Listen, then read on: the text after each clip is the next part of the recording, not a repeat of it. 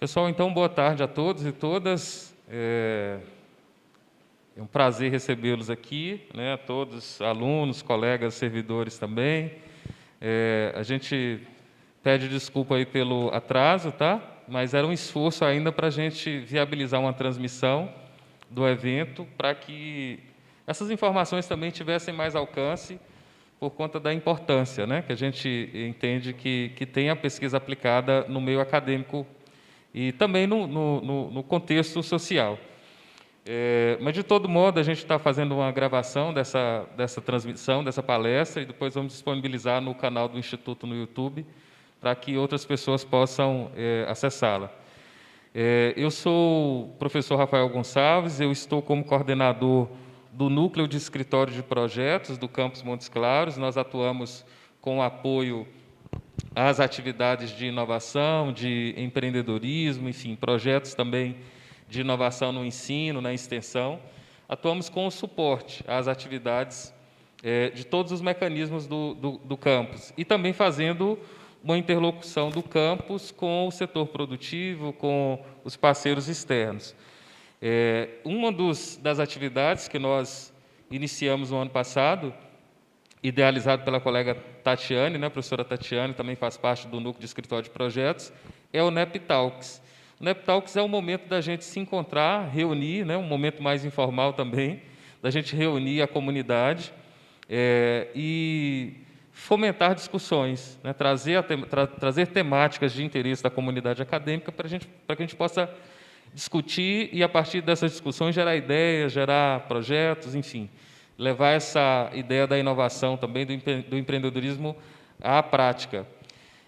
Essa é a segunda edição do NEP Talks. Nessa segunda edição, a gente, então, propõe uma palestra, Gestão e Desafios na Pesquisa Aplicada, e, assim, teremos a oportunidade de ouvir uma pessoa com experiência acadêmica, mas também com experiência de mercado na pesquisa, com vários projetos, com experiência em captação de recursos. Eu acredito que vai enriquecer muito aqui a nossa formação, todos nós, professores, técnicos, alunos também, então, que a gente tenha bom proveito desse momento. Queria agradecer a presença dos colegas da reitoria, né? Aqui, professor Gustavo, Wagner está aqui, da Pró-Reitoria de Pesquisa, Gabriela também está aqui pela Pró-Reitoria de Pesquisa, os colegas que vieram nos prestigiar, e que tem também um papel importante, né, dentro dessa política de fomentar a pesquisa no Instituto Federal. Então, obrigado pela presença de vocês, e espero que a gente também possa ter outros momentos como esse.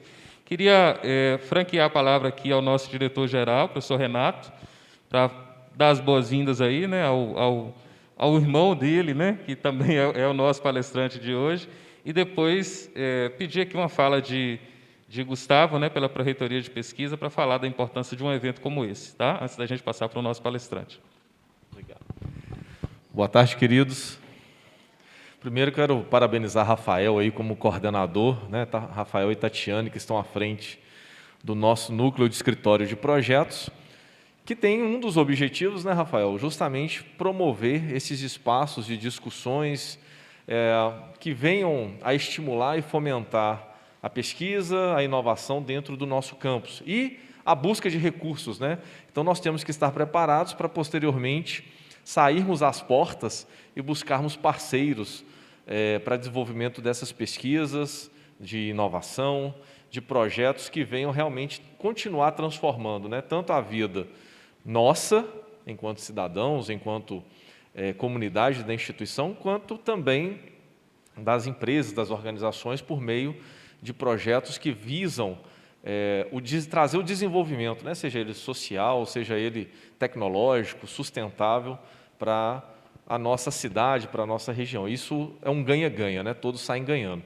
Então, momentos como esses são extremamente importantes para que a gente possa justamente estimular, formar, ver o que outros colegas estão fazendo. De antemão, quero aproveitar e cumprimentar o palestrante, né, que neste momento é meu irmão também. Então, seja muito bem-vindo mais uma vez, né? Já esteve conosco em outras oportunidades, mas justamente para compartilhar essa experiência enquanto pesquisador em outra grande instituição, como a Universidade Federal de Minas Gerais, que é um modelo a ser seguido, né? Que a gente muitas vezes vê como um modelo a ser alcançado por nós também. Estávamos conversando, né, Gustavo? Gustavo e toda a equipe da Pró-Reitoria de Pesquisa sobre os grandes desafios que nós temos nessa área e o quanto nós ansiamos, né, em chegar às nossas metas, os objetivos para o desenvolvimento da pesquisa e inovação na nossa instituição. E nisso o Campus Montes Claros, né, tem essa pesquisa, essa inovação no DNA, e a gente tem procurado desenvolver e dar um passo de cada vez para que a gente possa contribuir com essa missão institucional que é muito nobre. Tá? Então, assim, agradeço a presença de todos os colegas da reitoria, né? Rafael já nomeou cada um deles, então sejam muito bem-vindos, é um prazer tê-los aqui, e que possamos realmente, cada vez mais, estimular e desenvolver projetos que venham realmente trazer valor às nossas vidas, né, e dos nossos parceiros. Então, parabéns, passo a retornar a palavra para o Rafael, sejam muito bem-vindos, tenhamos aí uma excelente palestra. Beleza, obrigado, Renato. Gustavo, chega aqui, dá um alô para a nossa turma aqui em nome da Propi. Obrigado. Boa tarde a todos e a todas. E é uma alegria muito grande estar aqui no campus Montes Claros, porque eu conheci o IFNMG pelo campus Montes Claros. A primeira vez que eu pisei aqui no IFNMG foi aqui no campus Montes Claros. Eu sou professor de administração lá do campus Teófilo Otoni, né? E atualmente representando a Pró-Reitoria de Pesquisa e na direção de pesquisa, pós-graduação e inovação do IFNMG, na reitoria, e lá a gente atua na coordenação de toda a estrutura, né, desde projetos de pesquisa até a coordenação das atividades e ações de pesquisa e inovação da instituição, de uma maneira integrada com todos os campi. Então, nós somos 11 campi, Montes Claros é um deles, mas um de grande potencial para a inovação. Estava falando isso agora há pouco para Renato, que é um campus que desponta muito na inovação tecnológica, que tem muito potencial de desenvolvimento, que hoje a gente vê, talvez até como uma vitrine, dentro do norte de Minas, e a gente quer muito estreitar esses laços com o campus, tá? Tornar vocês cada vez mais visíveis, né? É onde está a nossa matéria de produção, isso é muito importante, e deixar claro assim, que nossa instituição é uma instituição de ciência e tecnologia no seu nome e na sua lei de criação. A sua lei de criação ela é específica quando ela traz a pesquisa aplicada como o fundamento básico do desenvolvimento tecnológico, da educação, da extensão. Ela é base para tudo. Recentemente, numa reunião do FORPOG, que é o Fórum de Pró-Reitores de Pesquisa, Pós-Graduação e Inovação, né, foi discutido indicadores da rede federal na área de pesquisa e inovação, e ficou claro que a pesquisa aplicada é um dos indicadores principais. E era algo que a gente pouco estava mapeando dentro da instituição, talvez até porque o nosso pesquisador, ele às vezes vem da universidade, acho que 100% deles vêm de uma formação acadêmica dentro da universidade, cuja pesquisa básica e experimental é muito mais forte, muito mais contundente, né, do que a pesquisa aplicada. Então, a gente traz essa bagagem da universidade, da pesquisa básica, né, aí traz para um contexto em que você é obrigado a fazer a interdisciplinaridade, é obrigado a aplicar esse conhecimento, a torná-lo uma extensão do Instituto para a sociedade. E eu acho que a base para isso é a gente iniciar um processo de mudança da mentalidade. A pesquisa ela precisa ser aplicada, não porque aplicada é melhor do que básico ou melhor do que experimental, mas porque a pesquisa aplicada é aquela a qual a gente dá um sentido para a nossa vida como servidor de uma instituição como a nossa. É um Instituto Federal de Ciência e Tecnologia, formado, criado para esse objetivo, para trazer para onde não tem, dar vida onde não tem, né, uma vida acadêmica, técnica, tecnológica, aonde está iniciando.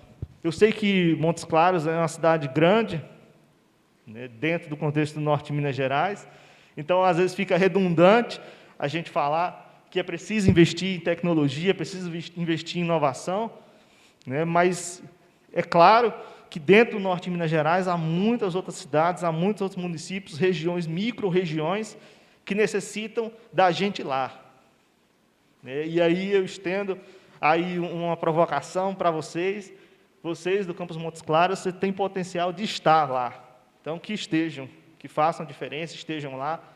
E a gente observa isso, a gente está vendo isso. Então, uma palestra como essa é uma iniciativa muito bacana, né, para despertar essa necessidade, para um olhar mais aguçado para a pesquisa aplicada. É um momento importante da gente trocar ideias, da gente pensar a instituição de modo diferente, né, pensar diferente nas formas de fazer pesquisa, de fazer inovação, né. Eu venho aqui e, vou ser bem sincero, não sei o que a gente vai ouvir hoje aqui, né, porque é um tema tão amplo, mas eu tenho certeza que vai ser assim brilhante, porque essa temática é brilhante, o currículo do nosso palestrante também o faz o jus, né? Então, eu fico muito feliz em estar aqui hoje e agradecer a todos vocês e dizer que a Pró-Reitoria de Pesquisa está à disposição de todos vocês.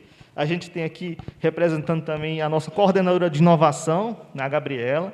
Então, ela fica à frente do nosso núcleo de inovação tecnológica e ela fica também à disposição, o nome dela, deixo ela à disposição de todo mundo. Né? E agradecer ao professor Rafael, que é um parceiro de muito tempo, de muitos trabalhos, e quero que continue assim, viu, Rafael? Obrigado. Obrigado, Gustavo. Então, obrigado, Gustavo. E Gustavo é fantástico. Vocês viram, acho que já é o próximo palestrante, né?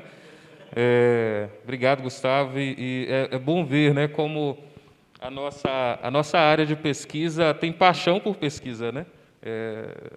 A fala de Gustavo expressa essa paixão. Bom, mas vamos lá, né? A gente vai bater um papo, então, sobre a gestão e os desafios na pesquisa aplicada. O nosso palestrante, ele é professor adjunto do Instituto de Ciências Agrárias, da UFMG, ele é coordenador do Núcleo de Empreendedorismo Universitário, é biólogo pela Universidade Federal de Viçosa, tem mestrado e doutorado em Ciência de Alimentos pela Unicamp e atua há mais de 15 anos em pesquisa, desenvolvimento e inovação, tendo coordenado vários projetos de inovação envolvendo parcerias público-privadas, propriedade intelectual e transferência de tecnologia. Então, com vocês, o professor Júnior Cota. Seja bem-vindo, professor. É com você. Obrigado.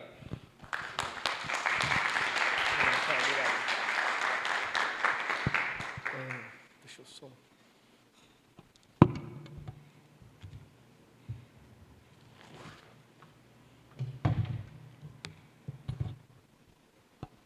Bom, pessoal, boa tarde a todos. Primeiro, eu queria agradecer o convite, feito aí pelo Rafael. É um prazer estar aqui com vocês para tentar trazer um pouco mais sobre esse assunto que eu, particularmente, sou suspeito para falar que eu trabalhei, acho que desde a metade da minha graduação, praticamente tudo na área de pesquisa aplicada. Então, é algo que eu gosto muito e tenho um carinho e uma atenção muito grande, né, com a pesquisa aplicada. Então, é algo que quase que, digamos, de vocação. Tá? A gente vai discutir aqui alguns pontos. E, bom, então, pessoal, o Rafael já me apresentou, né? Eu sou lotado aqui no Campus Montes Claros, tá? Sou professor da UFMG, aqui no Instituto de Ciências Agrárias. Nós somos vizinhos aqui. Então, a gente vai tentar, como o professor Gustavo mesmo já mencionou, né? É um tema muito amplo e poderia falar de diversas outras coisas aqui, né? Claro que o tempo não permite, então a gente teve que tentar resumir um pouco, né? Mas eu tentei trazer aqui um pouco de fazer um raciocínio um pouco linear para vocês entenderem um pouco do mecanismo, tá? E fornecer ferramentas, né, para vocês desenvolverem aí depois.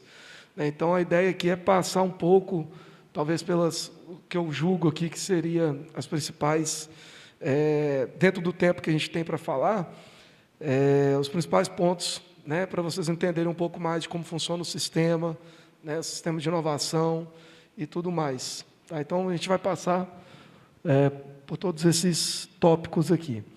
Só uma breve, né, apresentação. Eu sou biólogo de formação e depois fiz pela UFV e depois eu fiz um mestrado, doutorado na área de ciências de alimentos lá na Unicamp, tá?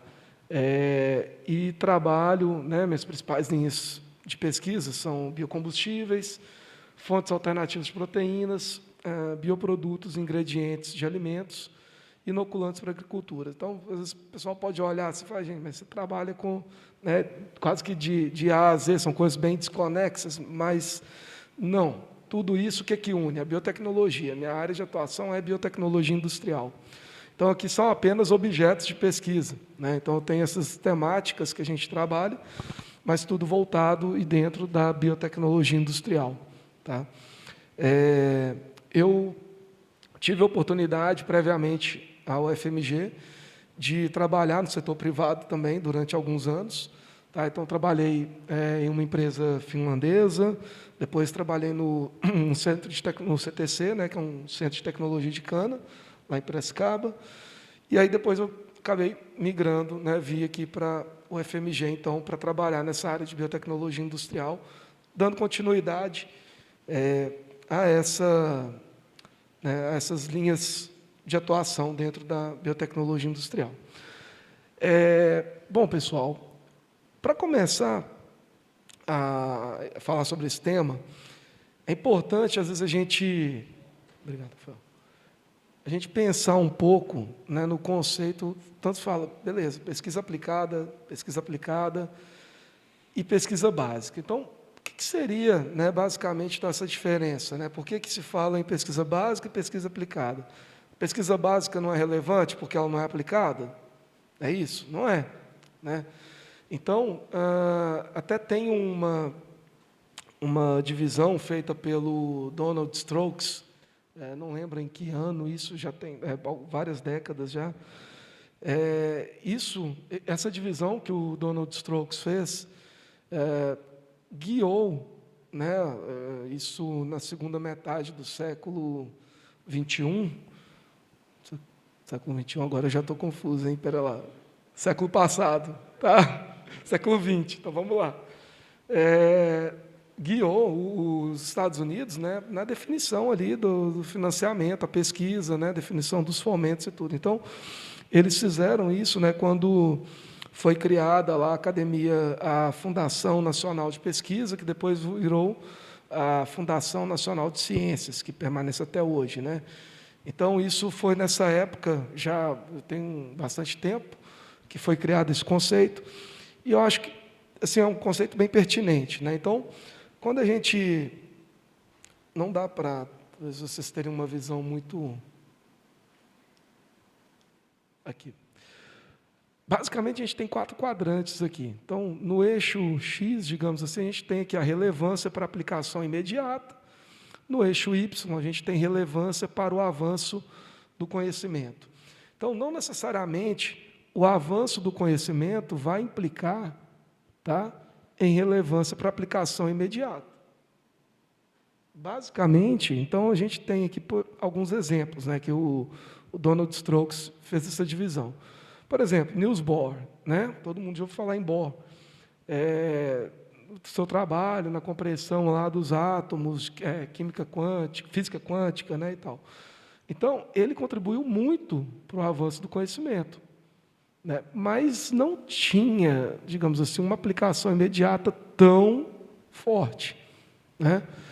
Da mesma forma, por exemplo, Thomas Edison, né? Ele foi inventor, empresário norte-americano, registrou mais de 2.000 patentes, entre outros, a questão da luz elétrica lá também, né? Thomas Edison. Em termos do avanço do conhecimento básico, não houve tanta contribuição do trabalho dele, se for olhar, mas ele teve um foco maior na aplicação imediata, né, das suas invenções ali. Tá? Já Pasteur, né, Pasteur é o pai da microbiologia e também, de certa forma, da biotecnologia, né? E ele foi um pesquisador que conseguiu, né, basicamente juntar tudo isso aqui. Então, aplicação imediata e o avanço do conhecimento.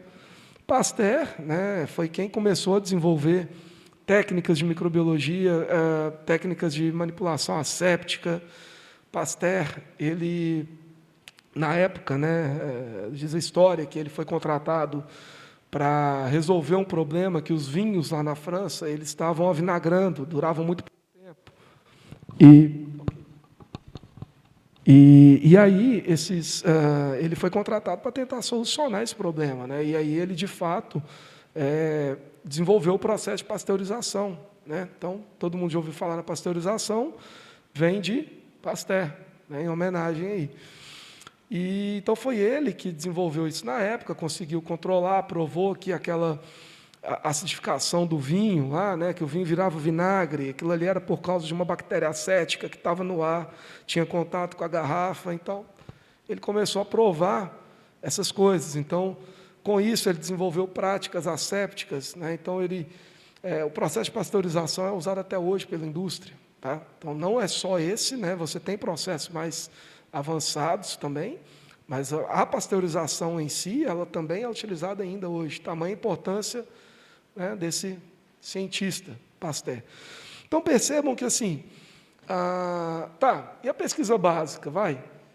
O que ele definiu como sendo aqui, na verdade, não vou nem dizer que é a pesquisa básica, mas esse quadrante mais próximo aqui do Intercepto, ele definiu como, por exemplo, pesquisas, né, que são você observa fatos, não tem talvez uma aplicação previsível, você apresenta algumas explicações para fenômenos. Por exemplo, aqui ele deu a questão de os ornitólogos, né, que estudam ali, fazem as observações sobre as aves e tudo mais. Enfim, então, são pesquisas, né, que talvez elas não tenham, de fato, uma relevância para aplicação imediata e, ao mesmo tempo, também não contribui tanto, né, para o avanço do conhecimento, né? Então, a gente tem essa divisão em 4 quadrantes aqui, que eu acho que ajuda a compreender um pouco mais, porque é muito difícil, quando a gente fala de pesquisa básica e aplicada, você simplesmente jogar todo mundo em um ou outro, né? Certamente, se vocês forem pensar em projetos de pesquisa que vocês já viram ou participam, poxa, vai dar uma dúvida algumas vezes, aqui, isso aqui é pesquisa básica ou aplicada, né? Então, eu acho que é um pouco taxativo demais, né, você dividir somente, né, entre, né, pesquisa básica e aplicada. Então, eu acho que esse quadrante de Pasteur aí, ele ajuda a compreender um pouco melhor, né, essa divisão.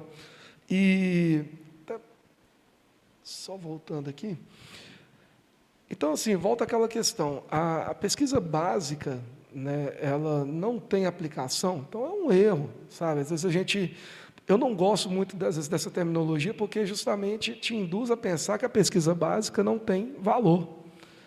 Muito pelo contrário. Ninguém aplica nada que não foi conhecimento prévio.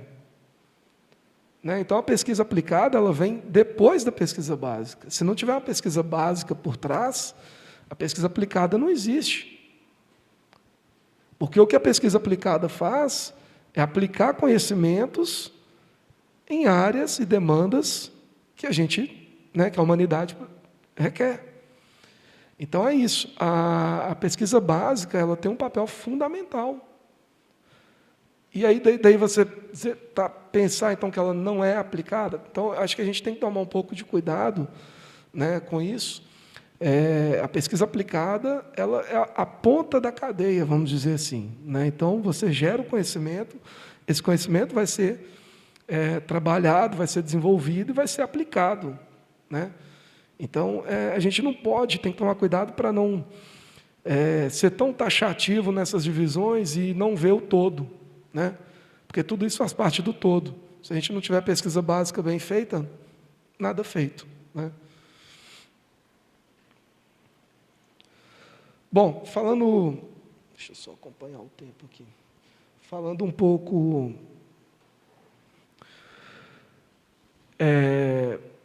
então, a pesquisa aplicada, né, queria até trazer essa discussão, eu estava comentando, acho que com o Rafael aqui antes, justamente sobre essa questão, né? Então, como fazer pesquisa aplicada, né? Então, assim, ter ideia, né, desenvolver esse conceito, levar isso adiante ali. Como que a gente consegue, né, desenvolver bem uma pesquisa aplicada? O processo criativo, né, é um processo que não é algo trivial, digamos assim. Isso envolve muitos fatores, né? Você ter uma boa ideia para aplicar e tudo mais. Mas eu queria trazer aqui para discussão alguns pontos, né? Começando até por uma frase da Luísa Trajano, né, do Magazine Luiza. Ela diz o seguinte: a cabeça da gente tem dois lados, né? O do problema e o da solução. Fui treinada para usar o da solução. Então, eu acho que o pensamento é um pouco por aí. A gente tem que ter o foco na solução. Solução de quê? De uma demanda real. Então, a gente tem que ter essas perguntas bem definidas para fazer a pesquisa aplicada. Tá? A gente tem que ter esse foco na solução, né? Em resolver uma demanda, em resolver um problema. Certo? Para isso, você tem que ter conhecimentos multidisciplinares. Não adianta querer fazer pesquisa aplicada se você não conhece minimamente de várias outras áreas, né, que cercam aquele conhecimento, que cercam aquela demanda. Tá? Então, a pesquisa aplicada, ela demanda esses conhecimentos multidisciplinares. Isso é extremamente importante.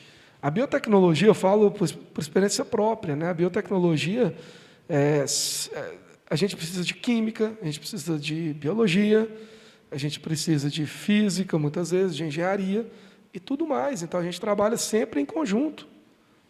Eu preciso entender minimamente, né, de conceitos de física, de química, então nem se fala, certo? De engenharia, eu preciso entender minimamente para tocar projeto. Porque a biotecnologia, ela é multidisciplinar e tudo hoje caminha nesse sentido. Tá?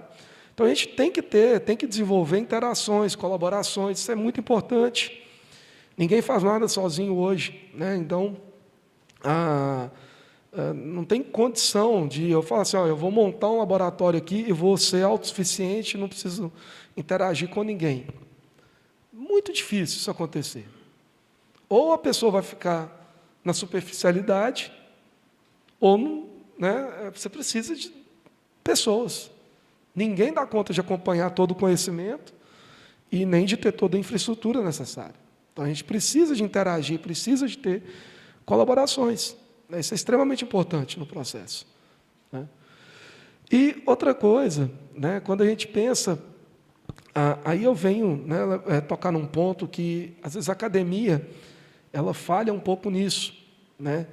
A gente tende, na academia, a ser muito especialista. A gente tende a se especializar demais na academia. Né? Essa, na verdade, é o normal. Então, você tem lá um professor que é especialista em algo muito específico. Beleza, é necessário. Mas se todo mundo for somente especialista, isso torna difícil o processo criativo, né, para você ter uma pesquisa aplicada de qualidade, de impacto relevante. Então, você precisa, para quem quer trabalhar com pesquisa aplicada, precisa ter também esse aspecto de ter pessoas generalistas. Isso é muito importante, você ter esse tipo de pessoa na equipe, porque o generalista, ele é aquele que vai olhar, que vai ter aquela visão mais holística e que vai conseguir fazer conexões. Isso tem relação com aquilo, que tem relação com isso. E aí você não precisa necessariamente dominar tudo, mas você precisa entender de forma mais global e conectar os agentes ali. Então, isso é muito importante. Né? E como que eu faço para desenvolver isso aí? Eu falo sempre com meus alunos. Todo aluno que chega para o grupo, né, para o laboratório lá e tudo, eu falo sempre para meus alunos de pós, de iniciação, não leiam apenas artigos ou qualquer tipo de informação só apenas sobre o seu projeto. Então, seu projeto é sobre uma bactéria para desenvolver um processo tal. Ok, você precisa estudar muito, você precisa saber muito sobre aquilo ali. Você precisa ser quem mais vai saber, mais do que eu. O aluno precisa saber, ele que vai defender.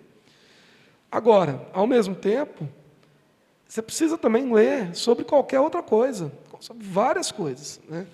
Então, eu falo sempre para os meus alunos, quer ter boas ideias? Leia sobre tudo. Tudo. Literalmente tudo. Se informe, tenha senso crítico.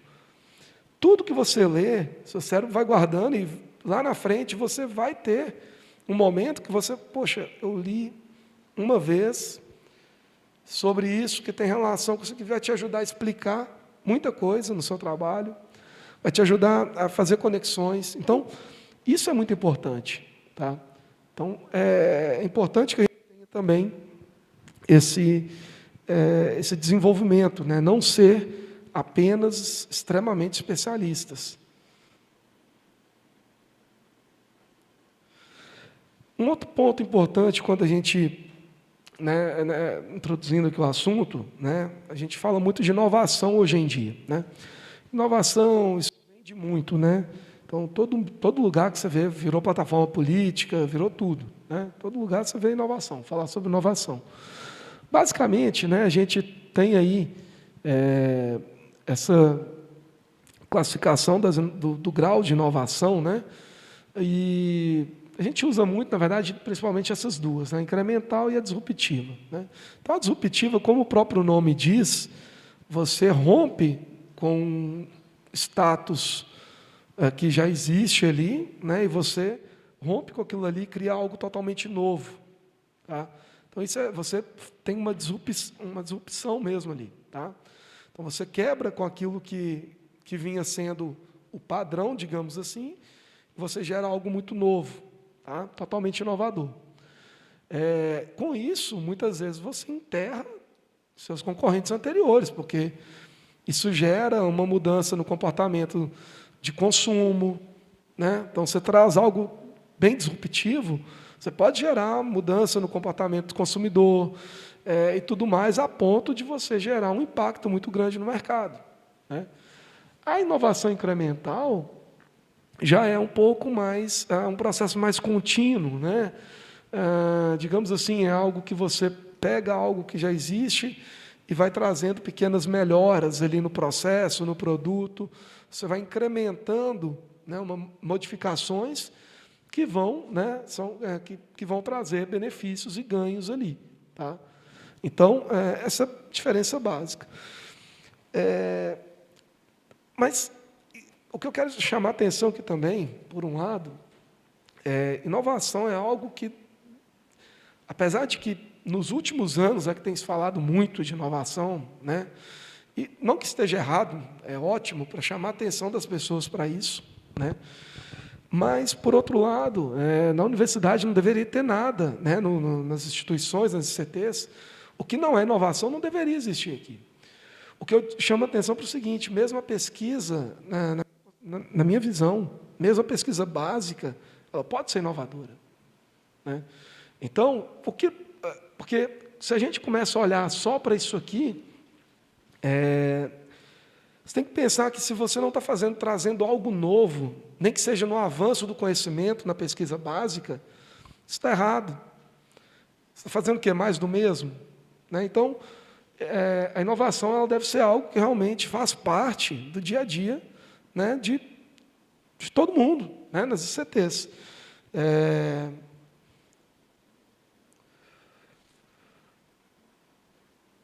Aqui falar um pouco também do processo, né? Então, por exemplo, o que a gente tem aqui?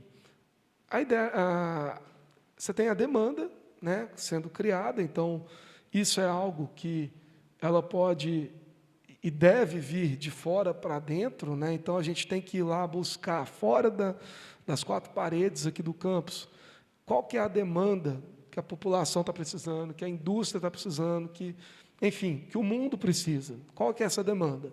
A partir da criação dessa demanda, né, a gente tem aí a geração de ideias e depois o desenvolvimento, né, experimentação, né, quando couber. E, né, por último, a gente vai para a etapa de mercado, comercialização, né? Então, com a inovação de fato aqui. Tá? Então, isso aqui é um fluxograma bem simples, né? Pensando desde a ideia até da concepção da demanda, criação da ideia, desenvolvimento do projeto, da pesquisa, até a entrada de fato no mercado. Tá?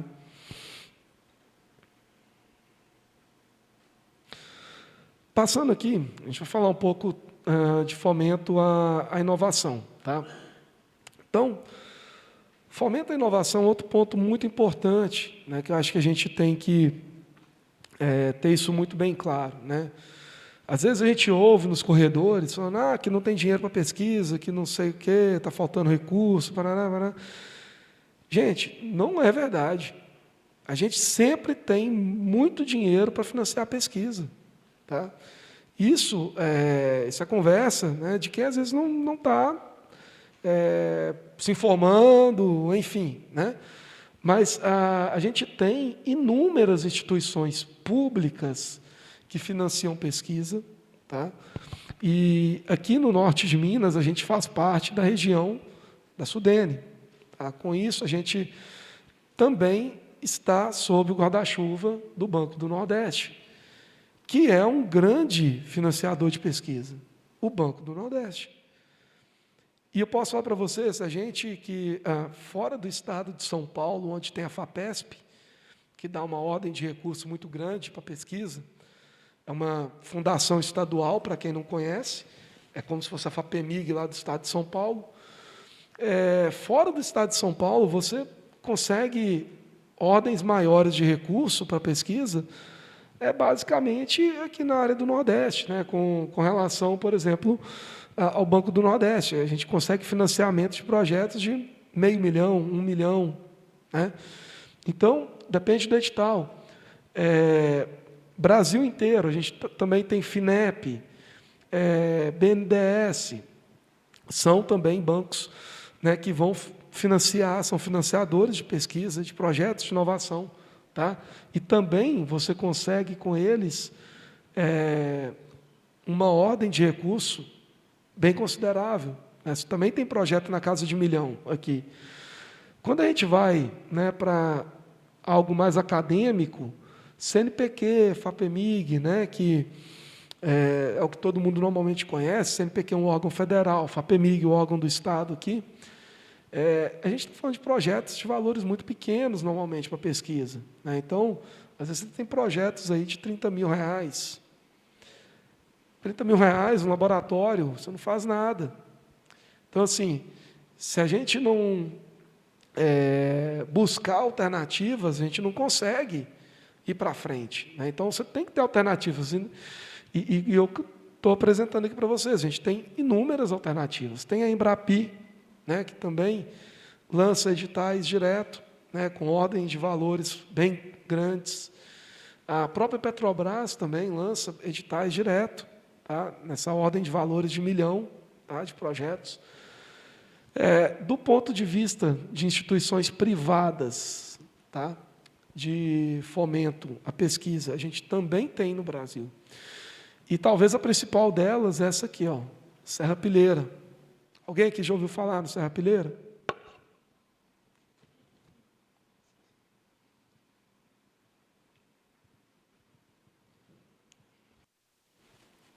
Desculpem a voz, que minha voz já é rouca e hoje praticamente sem voz, está mais rouca ainda. A Serra Pilheira é um instituto privado de financiamento à pesquisa, tá? E eles têm o foco em jovens pesquisadores.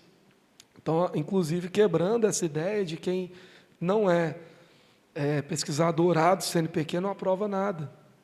Né? Então, o Serra Pilheira, ele, inclusive, né, limita o pesquisador, para participar, ele tem que ter, no máximo, tantos anos de término do doutorado. Passou disso, ele já não pode entrar mais naquele tipo de edital.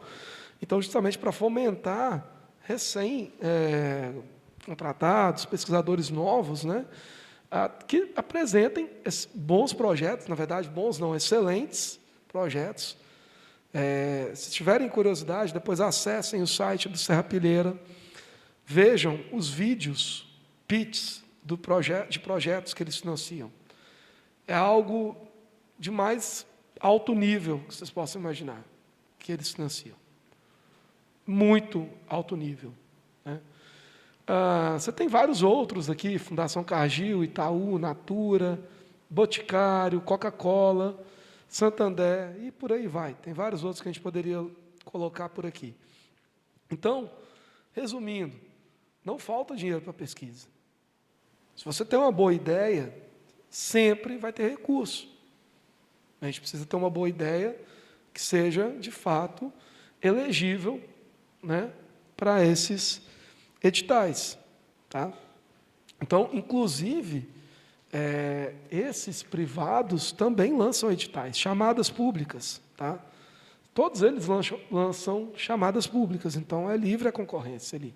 Todo mundo pode participar, né, e é muito válida a experiência. Bom, quanto ao fomento também, acho que vale a pena a gente comentar um pouco da questão da ordem de valores que se investe, né, em pesquisa e desenvolvimento no Brasil, que a gente tem dados tabulados até 2018, né, então isso aqui são em bilhões, tá, de reais, esses valores são em bilhões de reais. Essa curva de cima é o valor total, e as duas curvas aqui, a verde é o financiamento privado e a vermelha é o financiamento público. Tá? Percebam que no Brasil, né, a gente tem um certo equilíbrio entre o financiamento público e privado, tá? A pesquisa e desenvolvimento. É lógico que a gente tem essas oscilações e tem muitas quedas, inclusive, né, do próprio setor público, né, que a gente presencia ao longo de anos já vários cortes e tudo mais. E também, obviamente, você tem situações de flutuação da economia que vão também definir aí a ordem, às vezes, de investimento também do setor privado. Tá? E nos Estados Unidos, como que é isso? Tá?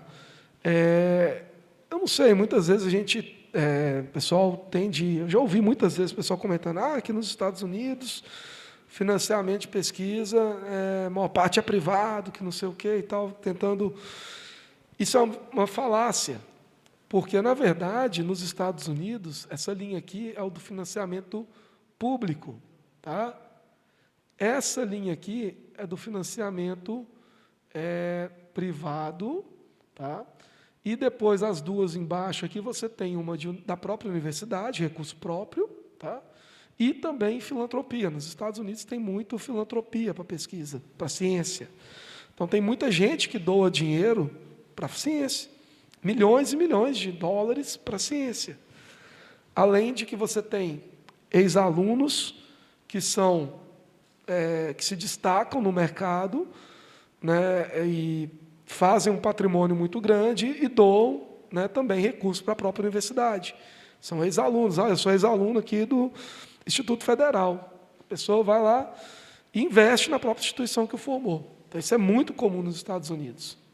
Tá?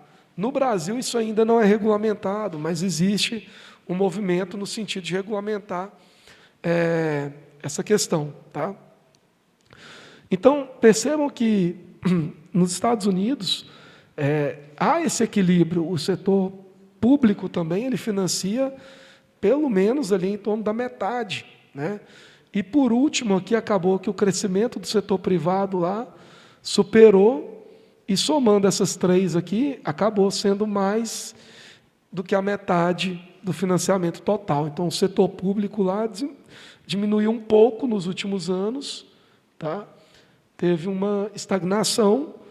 Em contrapartida, o setor privado cresceu mais o investimento em pesquisa lá. Então, por que eu trago esses números? Né? A gente precisa entender também o papel de cada um. O Estado, o governo, ele tem que financiar a pesquisa. Qual empresa que vai colocar dinheiro em uma pesquisa básica? Depende. Muito pouco. Normalmente, se coloca dinheiro em pesquisa aplicada. A empresa vai financiar uma pesquisa aplicada e não só aplicada, e aplicada imediatamente, para virar um produto, um processo da empresa. É óbvio, né? Tudo gira em torno de retorno. Então, quem que tem que fornecer dinheiro para a pesquisa básica? Tem que ser o Estado. É papel do governo isso. Tá? Então, percebam que assim, a gente tem que ter esse equilíbrio. Né? Ponto importante aqui também deixa eu só ver as horas. Um ponto muito importante, quando a gente fala do fomento à inovação, essas chamadas, hoje em dia, a gente tem caminhado para um formato mais moderno desses editais. Tá? Então, antigamente, né, não vou falar tão antigamente, eu sou novo aqui também, tenho 7 anos de UFMG, mas os primeiros projetos que eu aprovei, eu mandava um projeto completo, no formato tradicional. Introdução, metodologia, revisão de literatura, aquele trem todo extenso lá, quando você ia ver, era um projeto de 40 páginas. Gente, isso é inviável. Imagina milhares de projetos para serem avaliados, cada um com 40, 50 páginas. Isso não existe, isso é coisa do passado. A gente tem que se adaptar a isso. Hoje, os editais, eles querem outros pontos muito mais específicos. Os editais, muitos deles hoje, você entra na plataforma, cadastra lá seu usuário e começa a preencher no sistema. Você nem anexa, às vezes, arquivo de projeto. Você só vai respondendo. E outra, limite de caracteres. Você tem que saber ser sucinto. Se você não souber vender sua ideia em 500 caracteres ali, esquece. Então, isso é o novo normal. Tá? Se você pensa em aprovar um projeto, comece a pensar, né, nesse sentido. Né? Então, esse formato tradicional, extenso, aquela ladainha toda, né? Isso não existe mais. Ainda bem. Né?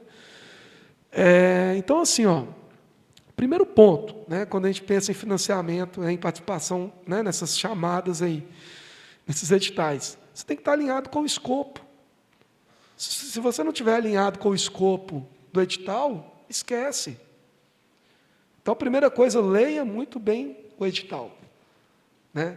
Ok, a ideia que eu tenho, ela se aplica, né, aquela chamada ali, ok, então está alinhado com o escopo? Beleza. Um outro ponto muito importante, às vezes o pessoal não se preocupa muitas vezes com o título ou resumo e tal. Gente, isso é muito importante. A primeira coisa que a pessoa vai ler, eu sou avaliador de projetos também, e a gente recebe lá o formulário, a primeira coisa que você vê é o título e o resumo executivo. Se você já não entende com o resumo executivo, isso já te quebra a avaliação. Porque você tem que buscar muitas outras informações ali, sendo que muitas vezes, se o projeto está bem escrito, você, com o título e o resumo executivo, você já consegue ter a real dimensão do projeto. Né? Então, é muito importante. Tá? Objetivos bem definidos. Tem que ter muito claro isso, né? Os objetivos e tudo mais. Outra coisa, esse formato mais moderno, tá, de editais, inclusive, CNPq mesmo está usando dessa plataforma também, você precisa colocar metas e indicadores. Poxa, mas aí você fala, mas como é que pesquisa eu vou definir meta e indicador para essas pesquisas, para uma pesquisa de laboratório?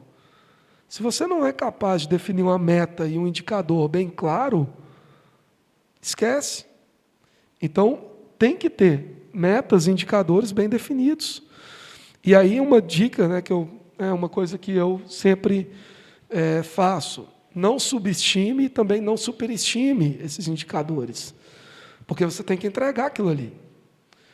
Então, eu normalmente, por exemplo, uso em torno de uns 70% do que eu quero atingir. Se o meu indicador é 100, eu coloco que é em torno de 70, porque eu tenho uma margem ali para errar, digamos assim. A pesquisa, ela tem erro, ela tem todo um curso ali no laboratório que muitas vezes não é previsível.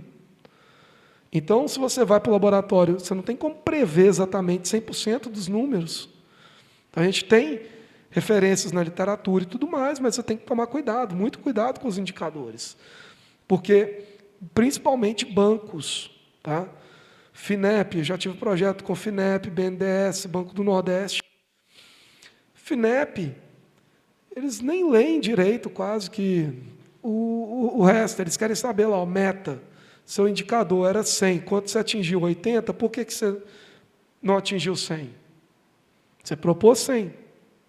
É quase que isso, é indicador. Você propôs tanto, você tem que atingir tanto. Então, muito cuidado com isso aqui nos editais. Tá? Às vezes o pessoal tende a falar assim, não, eu vou chamar atenção, vou superestimar os números, vou alcançar, beleza, para vender bem a ideia. Tá, aprovou, e aí? Como é que você alcança aquilo ali? Aí seu projeto, depois seu relatório, prestação de contas, vai ser só justificativa, porque vai ter que justificar tudo ali que você não consegue alcançar. E se é subestimado, é óbvio que o avaliador também ele vai entender que está subestimado. E não é legal. Né? Então, a gente tem que tomar cuidado com isso. Outra coisa, impactos dos resultados. Tá? Isso é muito importante. Quais são os impactos esperados com o resultado da pesquisa? Isso você tem que ter muito bem claro. Para financiar hoje uma pesquisa, um projeto, você tem que ter esses impactos. Sejam eles socioeconômicos, sejam eles quais forem. Né? Então, isso é muito importante também. E outro ponto importante, a equipe executora. A equipe executora também ela é avaliada. Quais são as competências daquela equipe para você conseguir atingir aquilo que você está propondo? Você tem que justificar isso. Então, hoje, os projetos têm bastante disso. Então não tem metodologia? Não tem, não. Tem, você tem que falar, lógico. Eu chamei a atenção aqui para o que eu considero que vale a pena pontuar aqui agora. Mas você tem que também ter, claro, uma metodologia bem clara, né? Um orçamento condizente. Se você está propondo X e pede um orçamento de 10 vezes mais que você precisa, isso vai ser um ponto negativo. Seu orçamento tem que ser condizente, óbvio, com o tamanho do projeto. Né? E o outro lado também, muita gente, na expectativa de aprovar logo naquele edital, propõe um mundo de coisas para fazer e pede 10% do que precisa para fazer, para aprovar. Pede pouco recurso, só para poder aprovar. Aí aprova, como é que executa? Então, muito cuidado, não subestime e nem superestime, né, os orçamentos também. Um outro ponto muito importante aqui, tá? Certamente, quem já trabalhou aqui com esses editais recentes, já viu que, a partir de 2020, a gente teve as portarias do MCTI. 2 portarias em sequência que definiram, né, até 2023, quais são as áreas prioritárias de pesquisa no Brasil. E aí eu pergunto para vocês, isso é o mais correto de se fazer? É difícil ter essa resposta.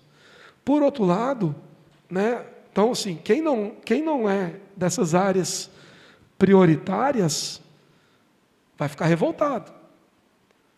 Né? Eu não me enquadro, né, em nenhuma área dessa. Então eu não consigo participar de determinadas chamadas e tudo mais. Porém, é muito pertinente quando a gente avalia que, de fato, essas áreas são o que o Brasil mais precisa. A gente está muito atrasado em termos de desenvolvimento tecnológico. E, por outro lado, é razoável você delimitar que o país precisa de áreas estratégicas para crescer. Então, o recurso ele não é muito, ele é pouco. Se você não direcionar ele para áreas que vão realmente trazer retorno para o país ele ainda é um país em desenvolvimento. Então, tem os dois lados. né? Tem gente que não concorda, mas isso é bem razoável da gente pensar. Tá? E, ao mesmo tempo, vocês podem ver que tudo enquanto é áreas que vocês podem julgar como principal, estão contempladas aqui nessas grandes áreas. Saúde, meio ambiente, né? Então, agronegócio. Então, assim, gente, essas áreas prioritárias, é importante que vocês vejam e comecem a se adequar ou adequar as pesquisas, né, dentro desses campos. Porque pode ter certeza que sempre vai ter financiamento. Tá?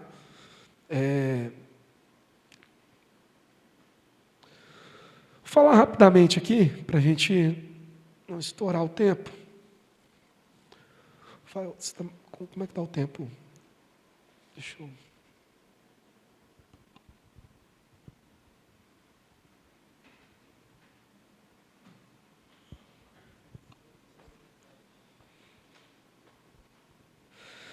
Bom, já passaram 40 minutos.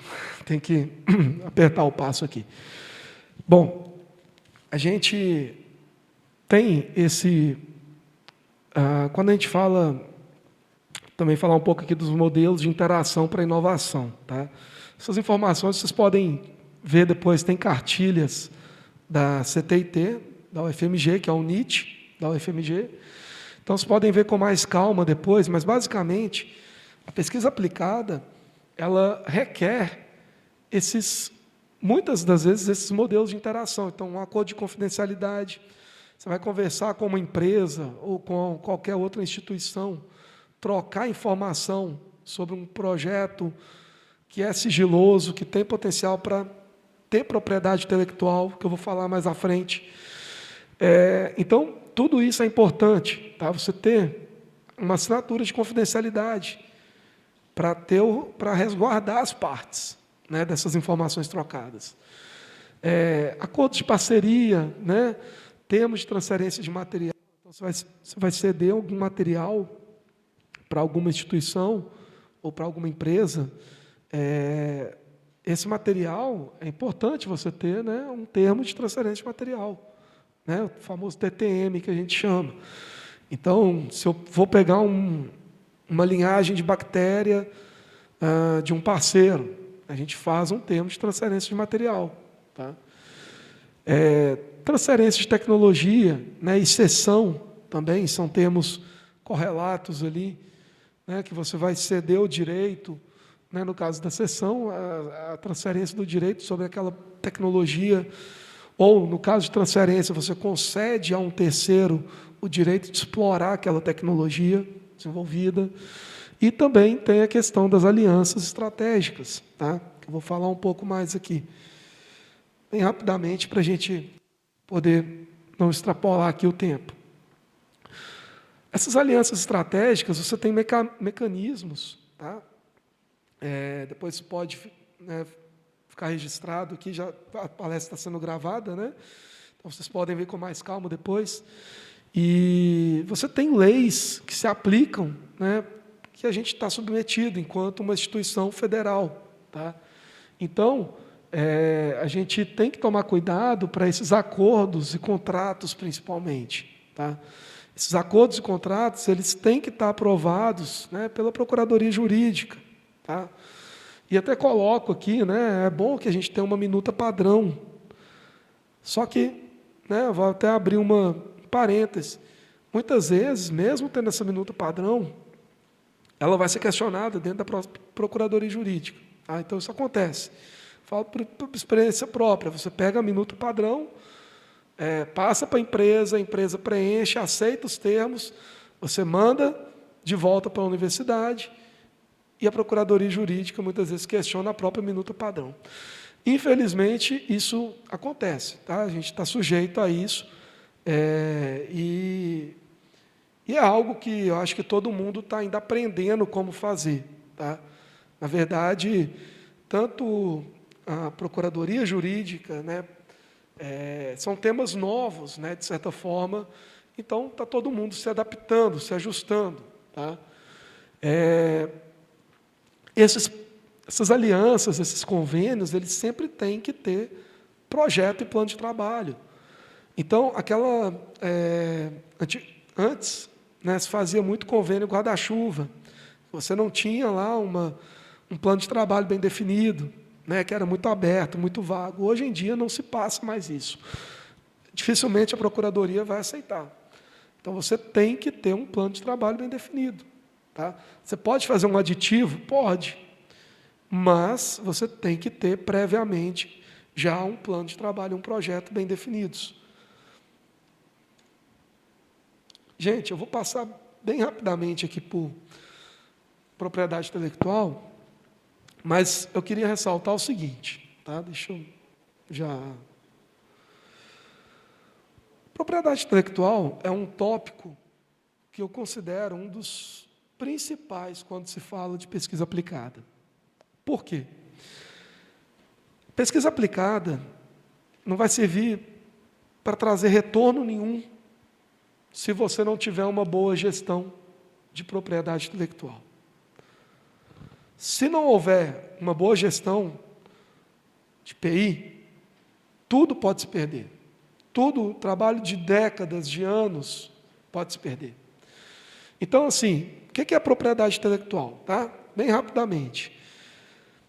Um conjunto de direitos, né, que vão incidir sobre criações do intelecto humano. Tá? Basicamente, eu não vou... Isso aqui, depois vocês podem voltar aqui, a gente não tem tempo suficiente para abordar tudo. Basicamente, para a universidade, o que é que nos interessa mais? Patente. Né? Então, patente não é a única forma de proteção do conhecimento, mas, no nosso contexto aqui, é uma das principais. Tá? Então, no próximo slide aqui, eu até trago, né, os tipos, né, basicamente, aqui de propriedade intelectual que a gente vai ter.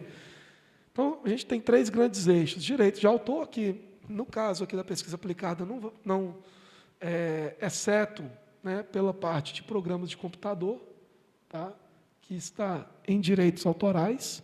Tá? Então, programas de computador, softwares, não são protegidos por patente. Okay? A propriedade industrial. Né? A propriedade industrial ela é um pouco mais ampla. Ela envolve marca, patentes, desenhos industriais, indicações geográficas e também repressão, né, à concorrência desleal. O que quer dizer isso? Tá? A gente tem lei suficiente, eu não sei se vocês lembram, se eu não me engano foi em 2014, a Sadia lançou uma campanha falando que os frangos deles não tinham hormônio. Não sei se alguém lembra disso aqui. Foi por volta de 2014. Isso deu um problema muito grande no setor. Por quê? Uma empresa fala, os meus frangos não têm hormônio. Então, quer dizer que os concorrentes têm. É isso? A legislação de 10 anos atrás já proibia qualquer tipo de uso de hormônio. Então, os concorrentes também eram obrigados a não usar hormônios ali. Isso é uma concorrência desleal. Tá? Então, isso é um mecanismo que a LPI ela reprime, tá? Porque é uma empresa que usou de uma informação falsa para poder ganhar uma concorrência ali. Tá? Então, só para vocês entenderem. Então, vamos focar aqui em patentes. Um outro ponto importante também, esse terceiro eixo, proteção sui generis. Tá? Então, você tem leis específicas para esses outros tipos de propriedade intelectual. Cultivares, por exemplo. Eu tenho uma variedade de feijão que é mais resistente à seca. Tá? Então, você vai entrar aqui na lei de cultivar, não é patente. Uma variedade de cana-de-açúcar que vai produzir mais sacarose em menos tempo. Cultivar. Não é patente. Ok? Então, conhecimentos tradicionais também, isso é a parte. Por legislação própria.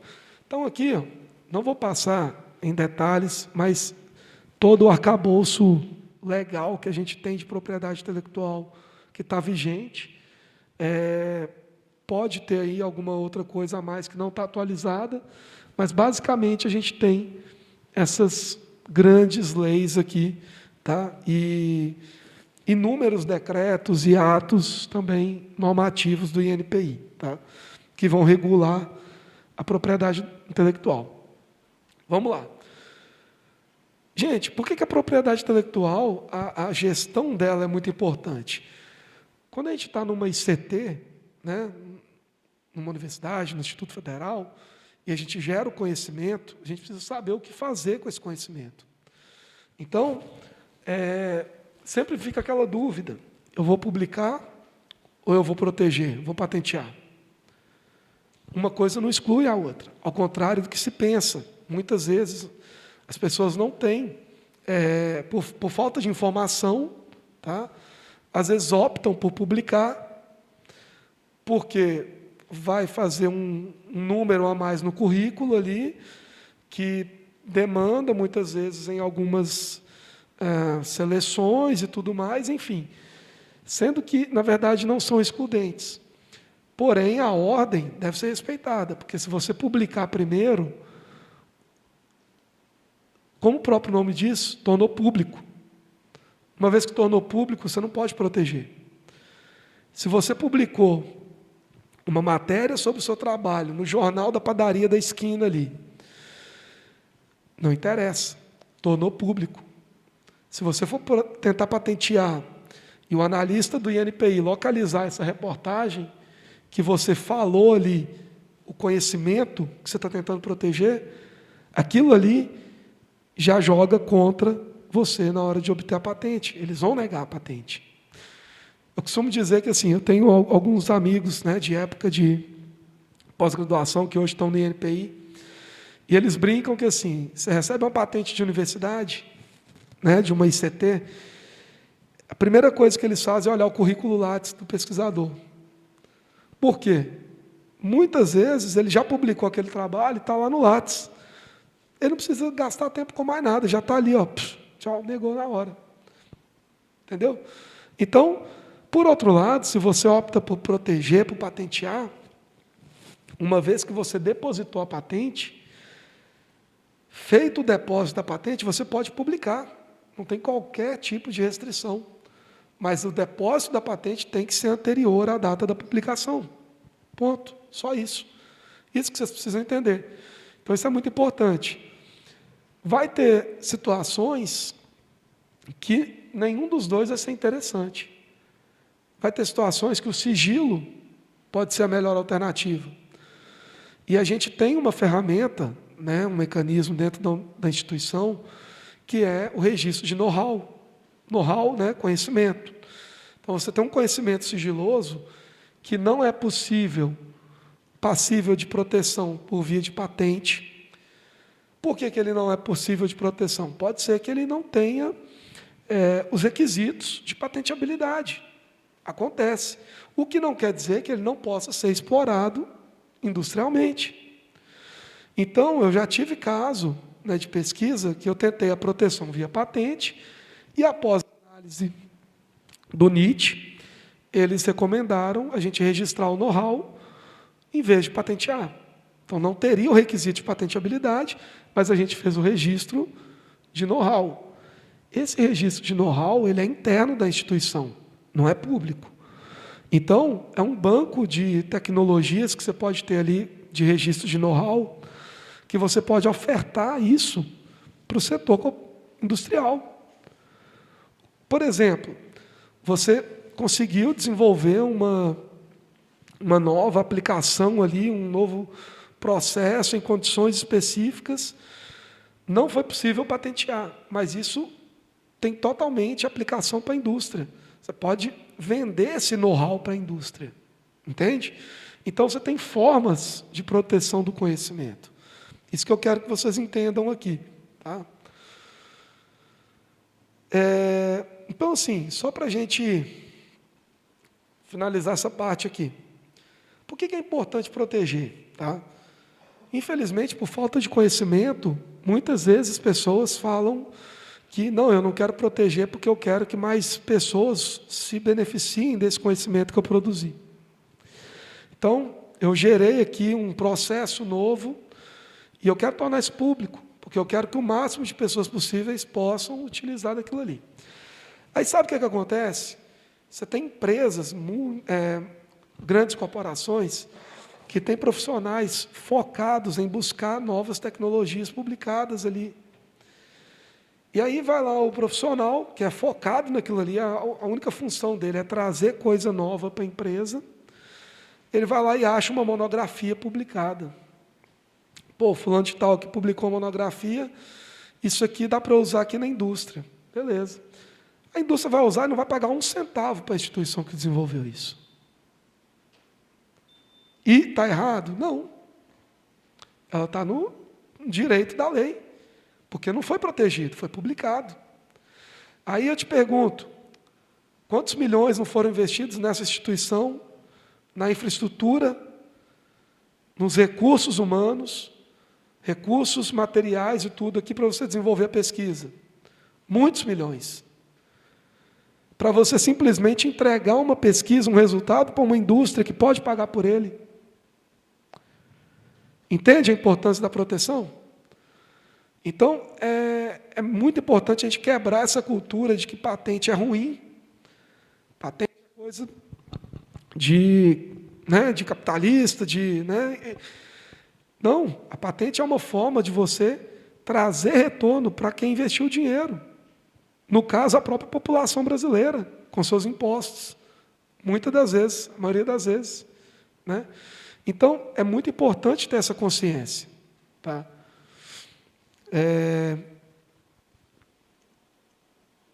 Vou pular isso aqui. E já fechando aqui, caminhando para o final, eu queria falar um pouco dos desafios. Tá? Essa parte de propriedade intelectual é algo que, assim, a gente tem que ter um suporte do NIT, né?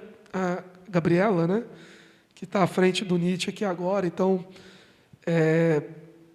espero que vocês utilizem, consultem o NIT, é muito importante, tá? Para evitar problemas futuros. Tá?